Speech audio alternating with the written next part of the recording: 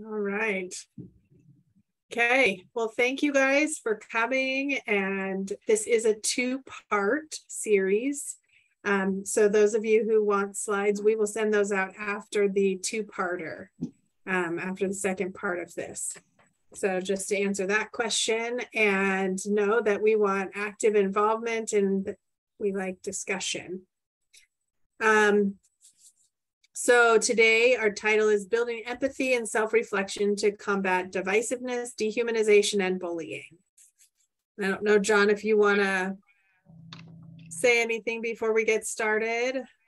Yeah, some of y'all may already have seen Jennifer and I present, but one of the things that we ask is that you are self-reflecting on what's happening for you as we're talking about these issues. And we're going to ask you to pay attention to things that you tell yourself about some of these topics. And it's not to uncover something. It really is for you to be paying attention to how these topics influence you and what you tell yourself, because it's how you will then be interacting in different systems, whether it's a school system or working with parents or however that the things that you tell yourself about these topics will influence that. So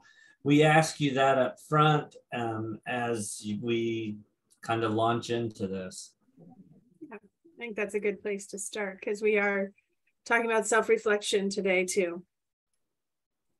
So we wanted to, this is our description of what we're going to talk about today. We're going to talk about the way bullying happens in schools and in places of employment and on social media and throughout society. And I think that's probably, you can read this, but I think that's the key, is noting that we're looking at bullying in all aspects. I think a lot of times bullying becomes a school problem or viewed as a school situation, but really we can find bullying in all areas of our society. So wanted to make that point.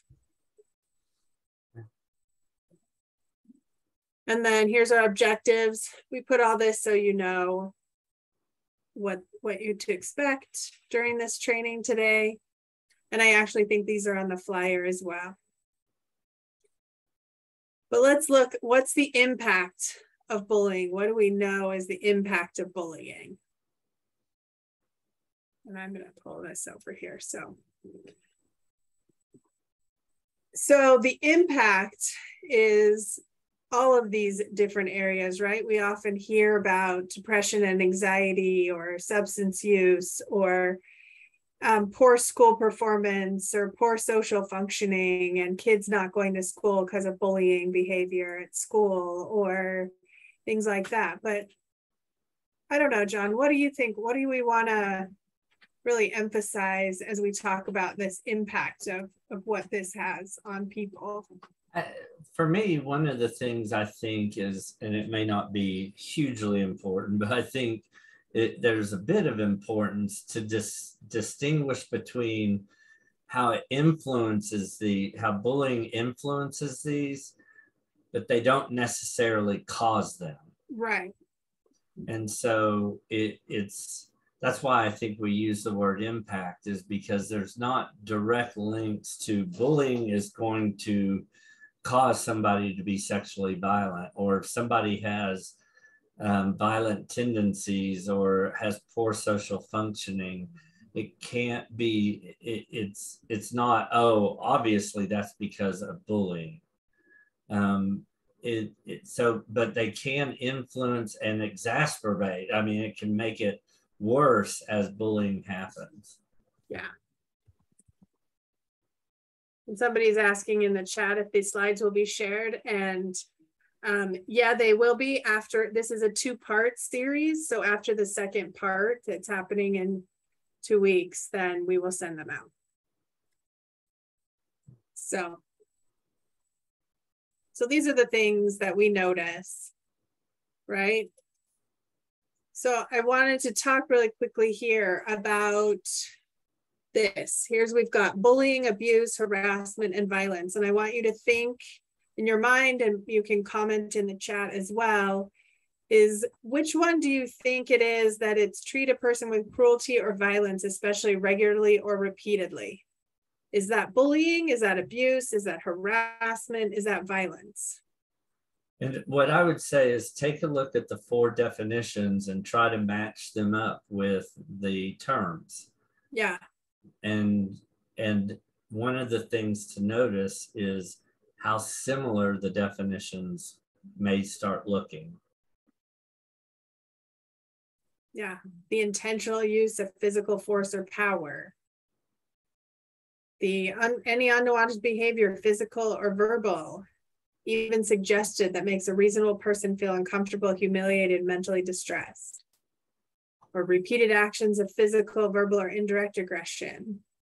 They're very similar. And as we started looking up all of these definitions, we found some pretty consistent things across the board for all of these areas.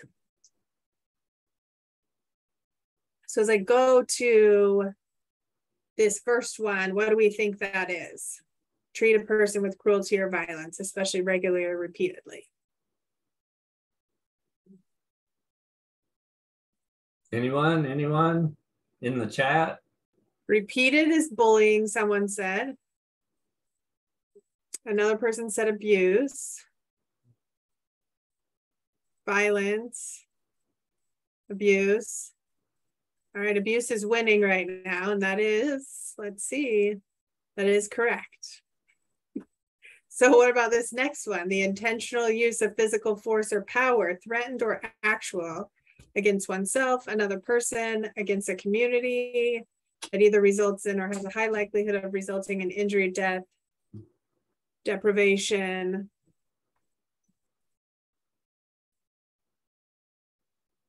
Okay, yep. That one is violence. Yeah. Erin's camera may not be working, but her brain is. I know, she's doing really well. That was 2 awesome. for 2. Okay, the next one, any unwanted behavior, physical or verbal, that makes a reasonable person feel uncomfortable, humiliated, or mentally distressed. Yep, that's harassment. So then let's look at this last one. This last one is obviously bullying, right? And somebody mentioned earlier, it's repeated, so it's bullying. But repeated actions of physical, verbal, or indirect aggression towards a less powerful victim repeatedly and over time. And so this last one is bullying.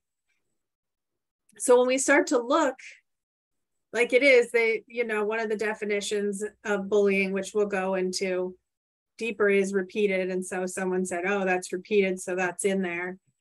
And that's true, but that's so closely related to abuse, because abuse also has repeated in it. And then, we're looking at all of these. So I think we'd argue, I don't know, John, we'd argue that these are all very similar. And so that means bullying looks a lot like abuse and harassment and violence. Well, and one of the things that I'm not sure if Jennifer fully agrees with, but maybe you do, Jennifer, we haven't talked a ton about this. But, that I think in schools, they talk about where there's a bullying problem. What would it be like if it was said to be an abuse problem or a violence problem? And I'm kind of big on language, and in many ways, I think bullying takes some of the impact away in some ways from what it could be called as abusive behavior, and that the schools have abuse problems, the school has violence problems, and we talk about bullying, and it almost makes it a bit it creates a different feel from if a school had a bunch of abusers in it. Yeah. I mean, it's important to note language matters, right? And we're using this, and it's understanding that this is an issue. So we move into, it's interesting. So I read a ton of articles about bullying just to find like a common definition and a common understanding. And there's articles that upon articles that they argue about, well, what is this, what's the definition of bullying, and how does this definition fit, and does this fit still? And so Olweus said these are the things, and this is kind of like the common definition that people go with and say this is the accepted definition, and there's some challenges to it as well, so we'll talk about that too. But it's a student is being bullied or victimized when he or she is exposed repeatedly and over time to negative actions on the part of one or more students, and the student who's exposed to negative actions has difficulty defending him or herself. So then in the literature, it's saying there's intentional harm doing. And then it moves into this, okay, is it physical? Is it verbal and indirect? Is it current? You know, all these different things. And then it kept focusing on the repetition of it. And then when we move into cyberbullying, they start to say, I don't know, maybe it doesn't need to be repetitive in cyberbullying. Maybe there's a one and done in cyberbullying. Mm-hmm. So there's a lot of discussion in how we define all of these terms, and particularly in this case, the definition of bullying. But if we move into these other folks in 2014 said, no, it's an aggressive goal-directed behavior that harms another individual within the context of a power imbalance. So they said that three things is goal-directed, power imbalance, and harm. And they thought this, and maybe this fits more with what we're talking about, John, too, is that they're saying this is now, it doesn't have the terminology of student in it, harmed by another student. It's now saying this is for children and adults. This is for everybody. I think one of the interesting things, as you were talking, Jennifer, I was thinking cyberbullying and this whole idea of repeated, and that was kind of a interesting piece to it. Well, what if I post one picture of someone and put something horrible on, say something horrible about it, and that's all I do, but it stays out there and people continue to see it and continue to see it and continue to see it. I haven't repeated my behavior. I've done it once. And so I think this definition captures what the concern is a lot more than you know, the idea of student and repeated. It captures an individual and the power imbalance and the goal of the behavior and some of those things that we need to pay attention to. Yeah. And Gina's asking, is the harm related to physical harm only? No. They actually just say this is harm. So they don't distinguish that this needs to be a physical harm. It can be that emotional harm.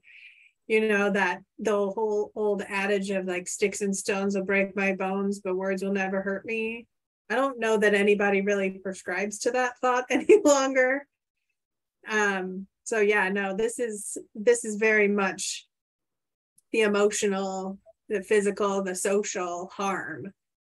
And so Gina, you lead us into a really good, our next slide actually. So thank you for the segue. So children, we haven't always given power over the definition of bullying, you know, and they actually said that children are more focused on the victim's experience of hurt and harm as part of their definition. That's more important to them. And emotional harm is significant. If we go back to that, you know, that first slide of what's the impact, the emotional harm is what leads to a lot of those enhancing the depression and the anxiety and the ability, like just the desire to not go to school, to not go back to work. Like think about if you're being bullied at work, do you want to go back to work? Do you want to go and sit and suffer through that all the time? That's what leads people, to not want to be there anywhere they're being treated poorly. Jennifer, I'm curious, why do you think that they thought it was important, or we thought it was important to speak about definitions of bullying are formulated by adults, and that children have little influence over those definitions? Well, I think the big thing when we're creating trauma-informed cultures and trauma-sensitive schools, we're saying that we want that every person has a role in developing a culture and an environment. And so the children that are involved in these social hierarchy battles, sometimes with bullying, or they're the ones really experiencing the bullying, they should have some influence over what it is, like what bullying actually is and what interventions should be used. Yeah. I felt the same way. I knew that you could say it in a better way. For me, it's also the idea of how do we handle power imbalances without having power imbalances? How do we address bullying, which is a power imbalance, in a way that doesn't overpower the people that we're trying to address it with? Right. We give no voice to the person that has no voice. Right. We try to define it. Yeah. So I think, as we were talking about this, and as we're thinking about and creating this discussion for today, it is this idea of children can tell us what do they feel is bullying. I mean, has anyone had a situation where a kid has told them, like everybody adult looks at it and goes, oh, this kid's being bullied, and the kid themselves is like, no, I don't feel like I am being bullied? Or everybody adults say, yeah, this kid isn't being bullied, and the kid's like, yeah, I am. This is impacting me. I think somebody's trying to talk, but I don't know if on purpose or not.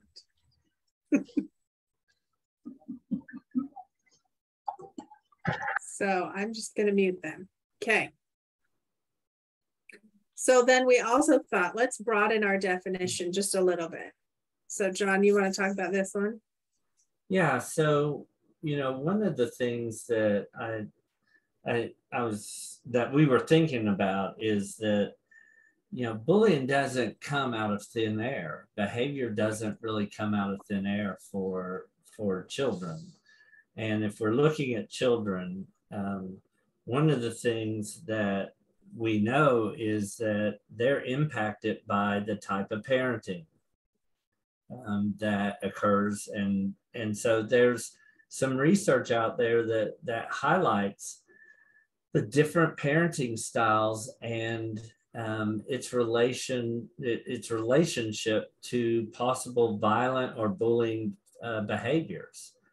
And what the research has found is this authoritarian parenting style results in, it models basically power differentials. And if authoritarian is you do what I say, and there's no talking about this. You do what I say. And so that becomes the model for how children then interact with others. And I think that, and y'all can look at this, but permissive parenting is one where there's not a lot of boundaries put on a child.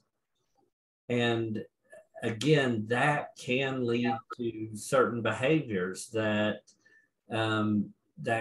could look at like bullying, or could actually look like becoming a victim also.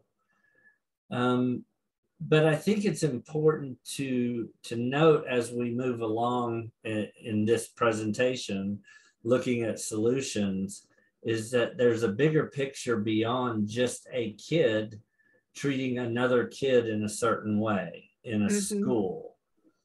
That there are models for behavior that we also need to pay attention to, and that there are bigger systems to pay attention to that influence what happens in a school system, in one local school, or between two kids. Yeah. I don't know, anything else with that, Jennifer? No, I think this is a nice question. It's, what if we consider the school climate as an extension of family, social, and cultural environment that surrounds us? So what do we even mean by that? What do you guys think that even is asking? And why are we even talking about this? Can't we just make it that at a school, one kid stops being mean to another kid, and that helps everybody get educated better? And we create some policies around bullying, and we do some preventative things in the classrooms. Just to unmute and say what we think, or no? Yeah, yes, please do, Emerson. Okay, cool. So if it's not being reinforced at home, it's really hard for it to actually be effective in schools. So something that, I mean, as a case manager, something that the reason why we go into homes is so we can advocate and constantly solidify what the therapist is doing with the child and help the parents understand where the therapist is coming from, so the skills can stick and so they can find healing and all this type of stuff. So the same thing goes for schools. If they're just being taught something at school and then there's, you know, insane abuse going on at home, it's really hard to learn that and have those two completely different messages. Yeah, I agree, and well, very well said. And one of the things I wonder, if you consider bullying a not just a school climate problem, but a family problem, a social problem, a cultural problem, how overwhelming does it feel to think about solutions?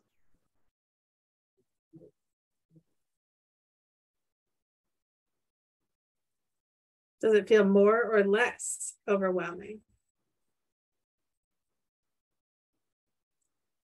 I don't know if there's any answer to be had.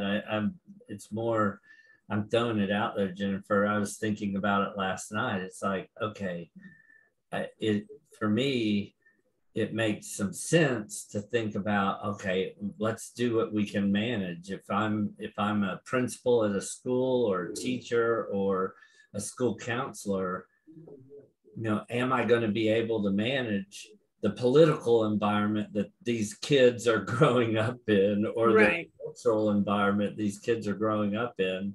Or do I just pay attention to what we can do at school and hope that it has an impact?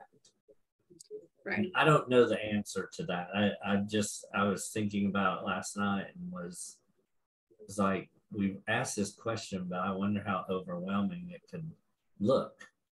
Well, and we have in the chat, Morgan is saying it's more overwhelming. And I think in some ways it really is, because if I'm sitting going, I have right here this problem right in front of me, and I know that the family and the social and our cultural, overall societal, interactions with one another is impacting how this kid is behaving at my school, that's going to feel overwhelming for sure. And I think also it's something that can say to me at the same time, I can do what I can do in this environment and I can teach, and then I need to also include some other factors. And so I know that I don't have total control over it, and that there's more to it than just this. So I think it goes both ways. And my feeling about the one thing I would say is, as we do something locally, if I'm doing something with a kid, that I at least need to acknowledge I'm asking the kid to do something that probably a lot of adults surrounding them may not be doing. Yeah. And I need to show some respect to how difficult that would be. Yeah. Yeah. No, I think that's an important recognition there. Yeah, it does. It goes into a different area of service with the schools. And I think that's our argument, is this isn't just a school problem. And I think the message is this is a societal problem. This is a community problem. This is a parenting problem. This is, all of us need to invest in it. In how do we increase? I mean, this sounds like a really simplistic solution, but how do we increase the kindness that exists in the world so that the kids that are learning from us adults see that it's good to be kind to other people? And that's like the expectation as well. I think that's the other piece of it. We can't just look to a school and say, well, you better manage this bullying problem, and just expect that they're going to have that under control. I think that's our point. And I know here's our graphic here.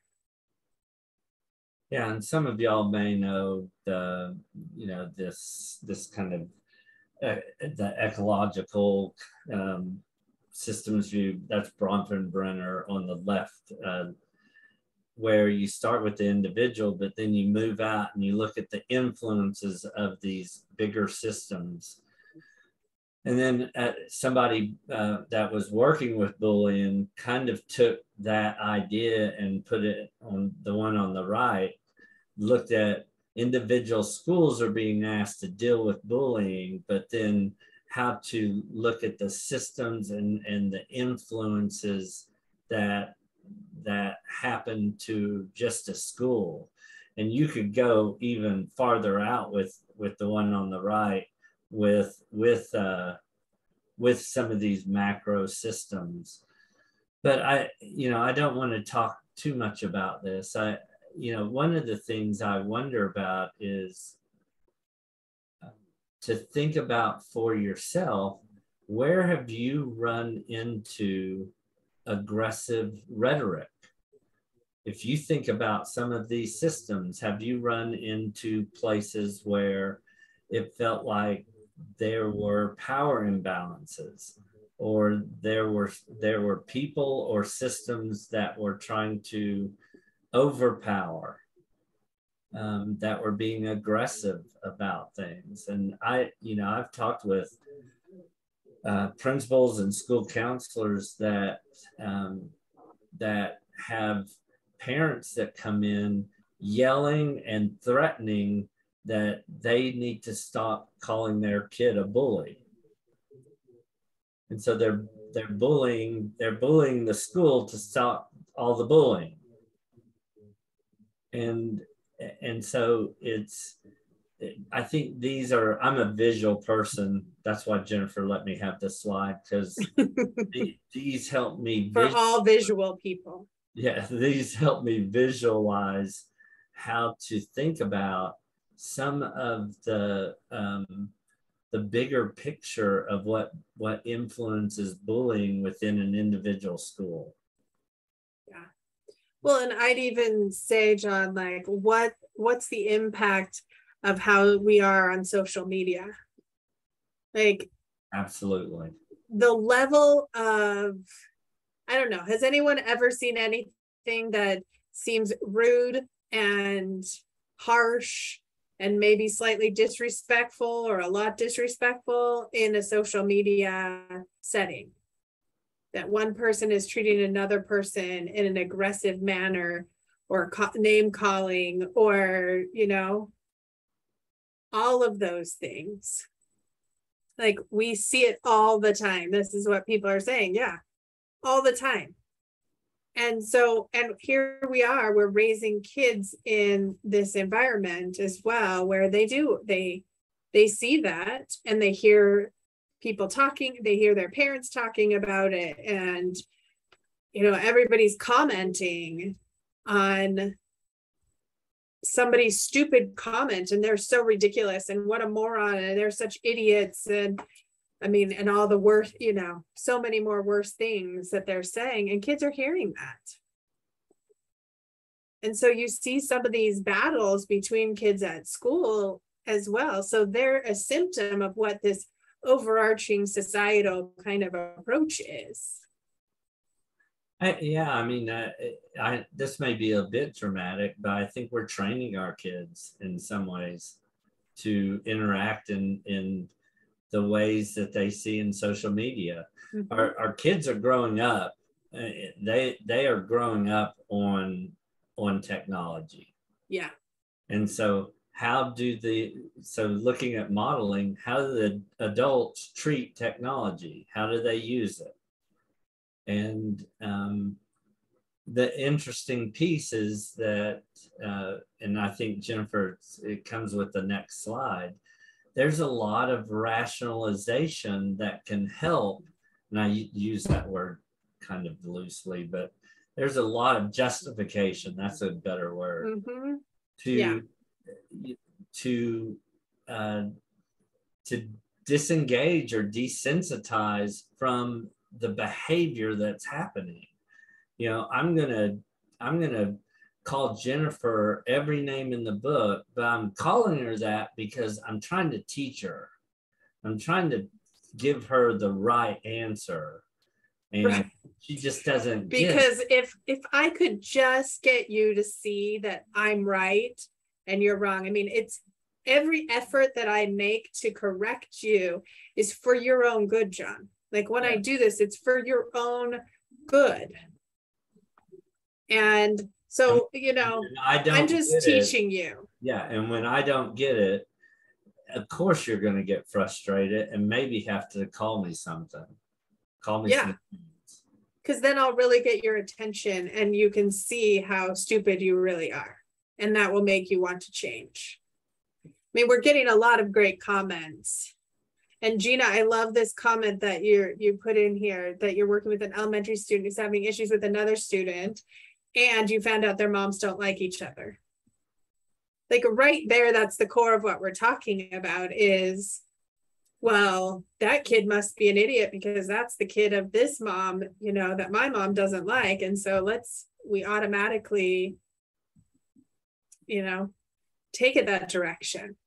I've told John this story before, but in about 4th grade, my oldest daughter, she started finding there was this other kid who was making fun of her really good friend, and like they were ripping stuff up, and then they were like mean kids out in front of the school making fun of parents as they were running by and like calling them names. And it turns out it was the same kid that my daughter was telling me about. And like they were ripping things up and doing things.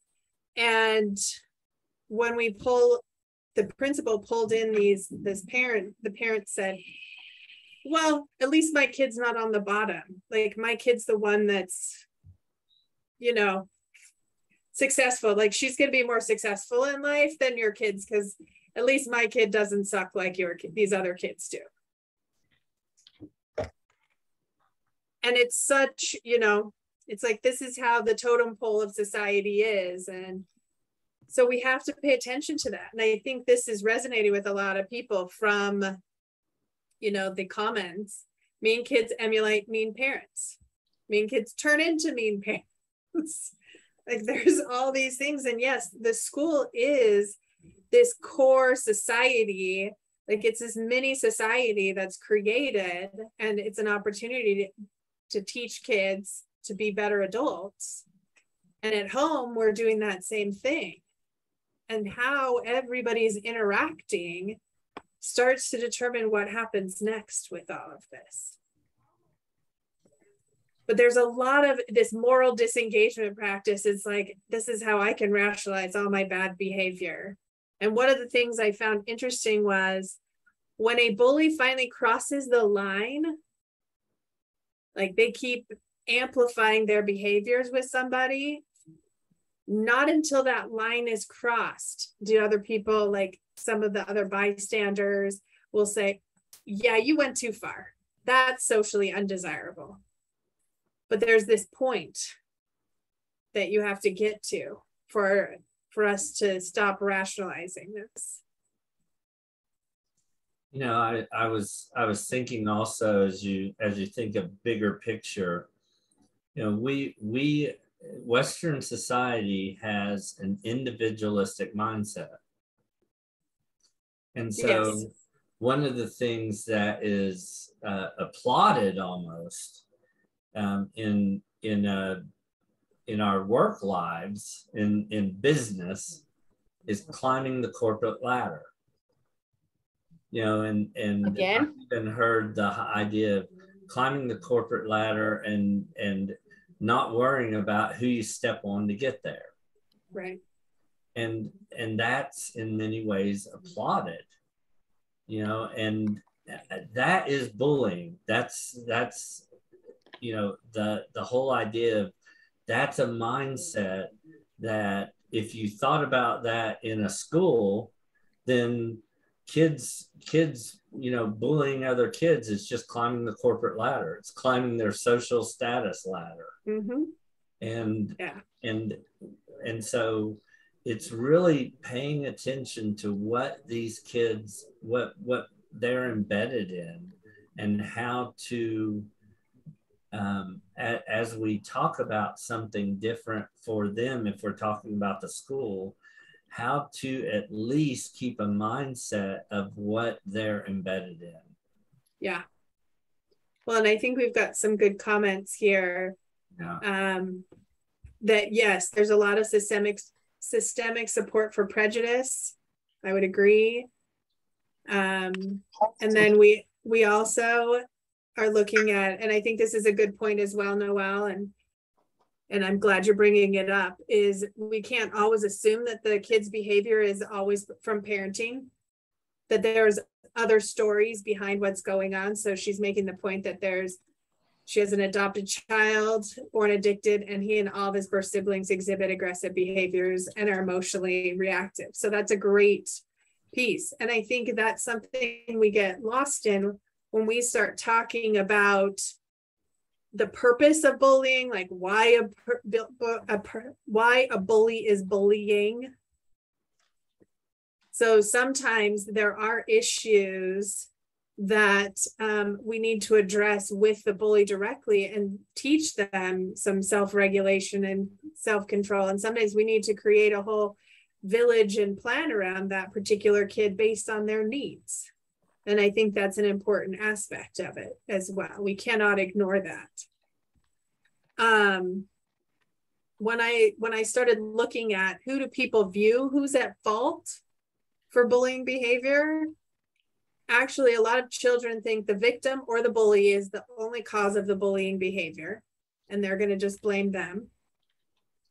And then they say it's the victim's fault because they're odd, they're different, they're doing something different than everyone else, so they deserve, you know, this kind of bullying behavior. And then the bully, they look at and they go, well, they're striving for power, or they have problems at home, or they have social problems, or they're insecure, or they're a mean or bad person, or they're just teaching the victim a lesson.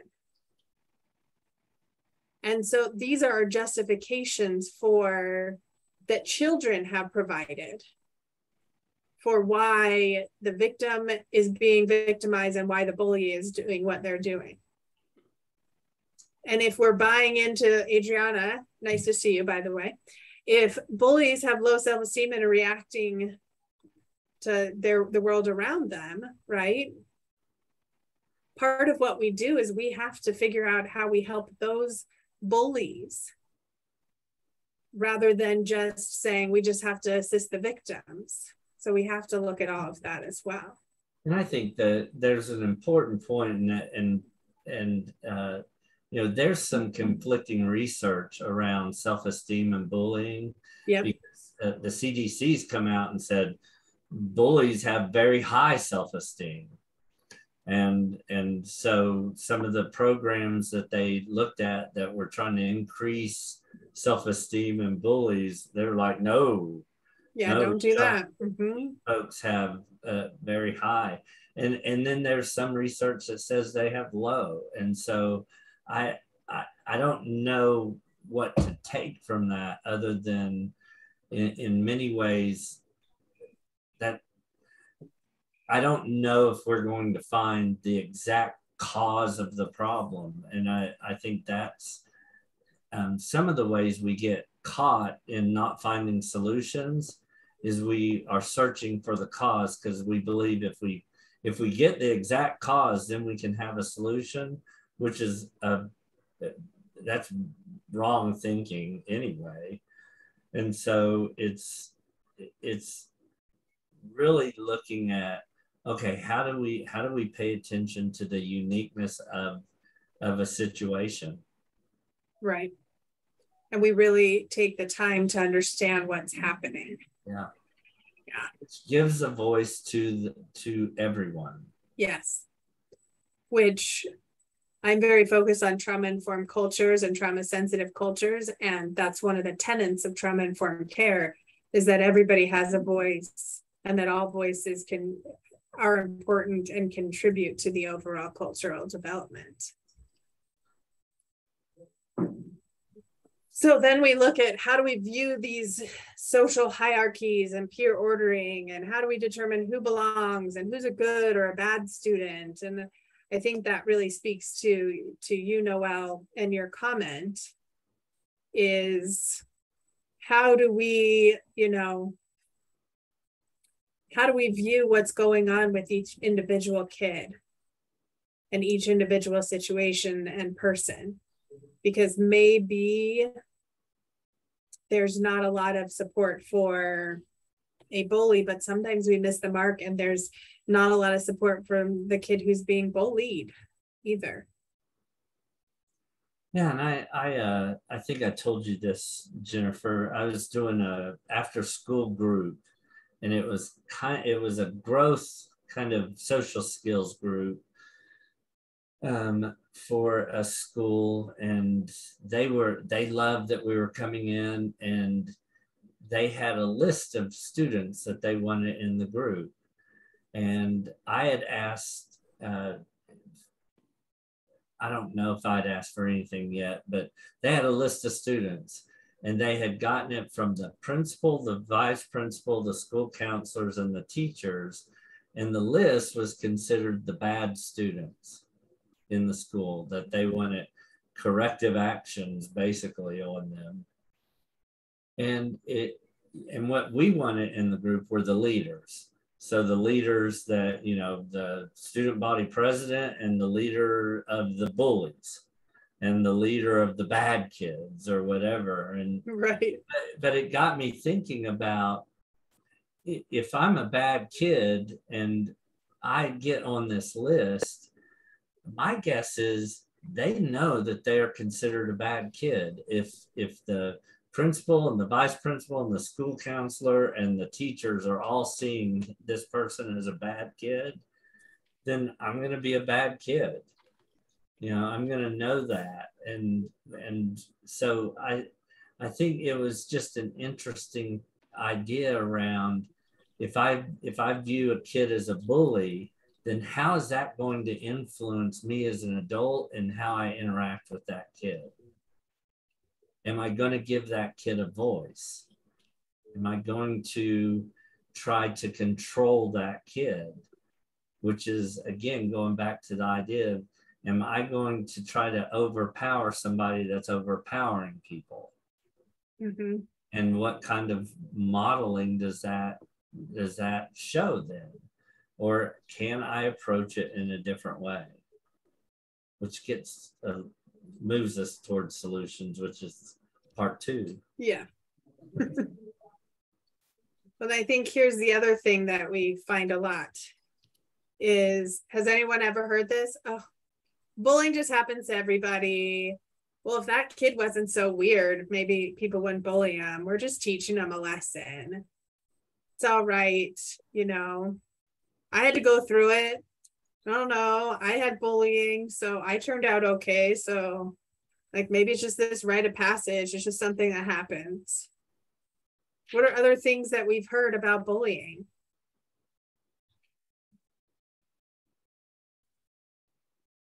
And beliefs that exist out there in the world. Because we have teachers who believe these things right here. This could be fraternities too. Yeah. I was thinking is like, that's exactly what fraternities and hazing and all that stuff. Mm-hmm. Yeah. What are your thoughts? What are other things that you've heard that are beliefs? You've heard boys are more likely to be bullies than girls. Yes, the research actually says they're more likely to be physically aggressive than girls, and girls are more likely to be very relationally aggressive. And so the relational aggression is more, let's not talk to you. Oh, you're wearing the wrong color. I mean, just go watch Mean Girls, right? We wear pink on Wednesdays and we do this on this day and we don't talk to this person. That's very much like the girl bullies. And oftentimes it's more long lasting than the boys' behavior. Girls are also the cyber bullies more often as well.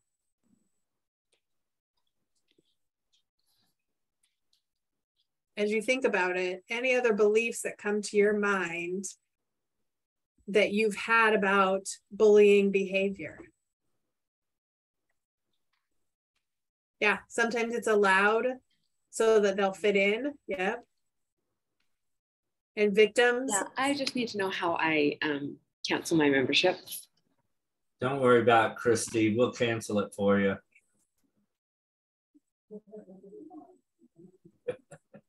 Sorry, I had to do that.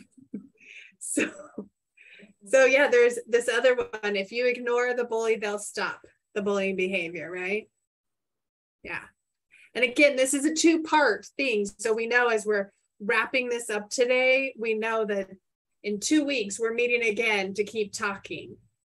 Oh yeah, I like that one, Megan. That's how they show you they like you. That's how they show you when they're teasing you and they're aggressive like that. That's totally, yeah. And bullying happens just about anywhere. School, work, neighbors, stores, church. Yes. And you're right, Kristen, we do. We need to figure out how our youth can manage when bullying does happen. Well, and I as we've been talking today, I think about some of the other stuff we talk about, Jennifer, and the whole idea of we now have a generation or even a society that difficult emotions or unpleasant emotions equals get rid of. They're bad. Right. So, you know, when somebody comes and says, I have anxiety, you know, we're supposed to like raise our hands up and go, oh my God, I can't believe they have anxiety. Instead of going, yeah, you know, this is part of it, and it must be very tough. Mm-hmm. But how can we begin to speak to the idea of unpleasant behaviors are part of what informs us, and can we live with them instead of just mobilize to get rid of them, or they are going to shut us down. Right. And yeah. And so giving, you know, I think that whole idea of helping our youth manage, maybe not bullying, but manage some of the difficult emotions, then can translate into how I manage difficult times. Right. Yeah. Well, and I think, you know, in part 2, we talk a lot more about this, but you know, it is in our title that we talk about empathy and how do we build up empathy and understanding of each other. So that's part of, you know, part 2. But I think that is part of how we create like a safe space for a kid to also be able to talk about yeah, it hurt my feelings when that kid said this, and it hurt my feelings when that they stopped talking to me, or they posted this picture of me, and allowing us to be able to talk through and validate those feelings. I think that's also part of it. You will get a CEU after this one as well as part 2. So each one is separate to answer that question. And I know we have 5 minutes left, so I'm letting Joseph also give us, were you putting the code word in there? Yep, so I'm going to put the code word in. For those who can't see the chat, we're just going to use the code bully, so BULLY, and 913. So bully 913 is going to be the code, okay? Did you say you were typing it in the chat? Oh, there it is. Never mind. Yeah. And let me also post a really quick link here to the evaluation. You'll want to fill this out so that I can send you the certificate once we're done. So let me grab that really quick.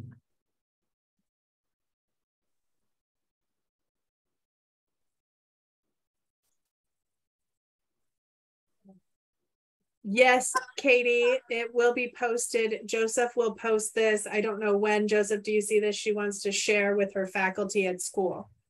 Yeah, give me about a week or so to get it up on YouTube, and we'll have it up so that you can view it, download it if you want, and it'll be available. Yeah. So I posted the link here in the chat.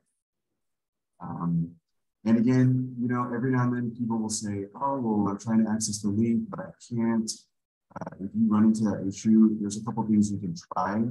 If your firewall is not letting you, just go ahead and forward that to your personal email. You can access it from there, or you could try connecting to a different Wi-Fi or something from your phone. Sometimes that will also alleviate your issue.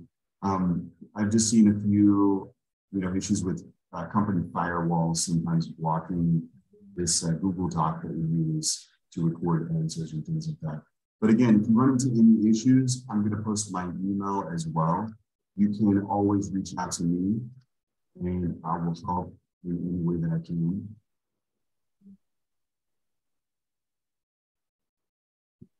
So there's my email.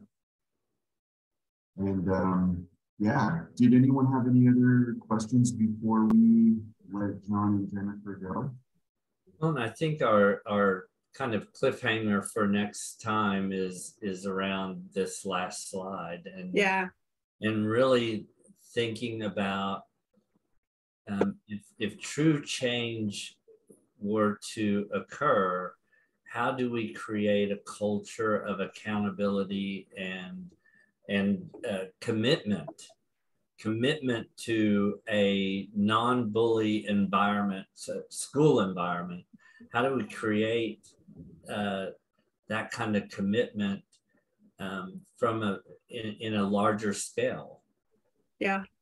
And I think one of the thoughts, and I know I'll talk trauma-informed care because that's where I live all the time, is in that concept. But in the idea of trauma-informed care, it's how the person just underneath. So when we look at this in this framework here, the school district treats the school and the community and then the classroom and then the students. It's this parallel, or in MFT language, isomorphic process, that how leaders treat those that they're leading impacts how those leaders treat their next level employees, which ultimately turns out how the students, or you can say patients, or you can say, children. I mean, it rolls downhill, right? And the person at the bottom, I mean, we used to talk a lot about, like, then somebody comes home and kicks the dog, right?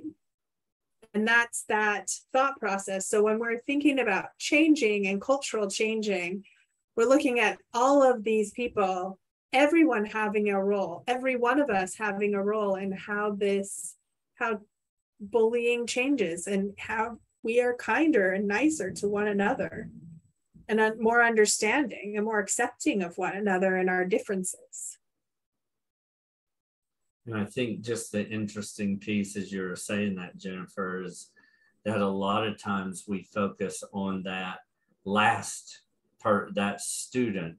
Yes. And begin from there trying to create the solution, as opposed to looking at that progression where the student may be one of the final pieces. Yeah. Or maybe the most, I mean, in many ways, the behavior is not even desirable or not even necessary anymore, or doesn't fit the environment anymore. So I know people are probably moving back into their next assignment at the top of the hour. So we just want to say thank you for coming. You've got your code word, bully 913. There's that link. Joseph put his email address in there for those of you who have ongoing questions for him. And then we're going to start here in 2 weeks with interventions. So thank you guys. Square. Not in the bully. I'm not saying that in a bullying. You're saying it in a bullying way. No, I'm not pressuring anyone. Thanks, y'all. What, the next part's in 2 weeks, right? I think it's the 27th, Noel. The 27th, yeah. The 27th is when we'll resume. So watch for a link. I'll be sending out a new email for that one as well. Ooh, Wilson.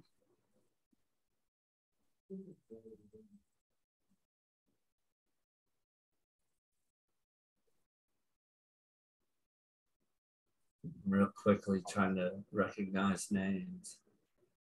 I know, I'm like, are you still, there we are. Thank you. Thank you, Alma. Bye.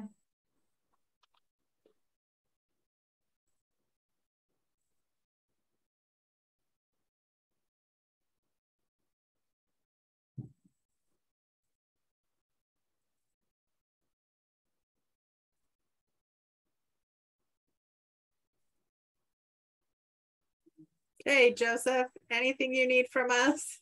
I think we're good. This was a great topic. You know, I was just thinking to myself, and when John was speaking about how, you know, the social media realm kind of influences kids and everything, I was thinking back to that incident not too long ago between, I think it was Chris Rock and Will Smith, and you know, that whole thing, how it played out on camera. And it's like, yeah, that really did kind of stem from some various, maybe not even that subtle bullying, you know, and it was all supposedly done in good taste, and it turned violent, and you had parents trying to, you know, react and to explain to the kids what they just saw, you know, and it was just really thought-provoking at that point. Like, wow, did we really let it go this far? Mm-hmm. It's a great example. It really is. A really great example that led to you know, millions of people viewing this violent act, and it's like, and no one having a context for it, and it's like, whoa. Yeah, well, and suddenly people began forming teams, you know, who was right, who was wrong, was defending his wife, and it was like, what? It never should have gotten this far. Yeah, right. Absolutely. Mm-hmm. Yeah. Where grown men that aren't hockey players are hitting each other in public. Right. Yeah. But if you're a hockey player, it's acceptable because you got to get your aggression out, I guess. Apparently so.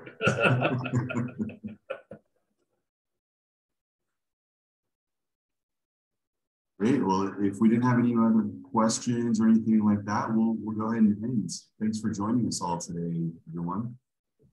It's just a lot of fun. Okay. Thanks. Bye. Bye.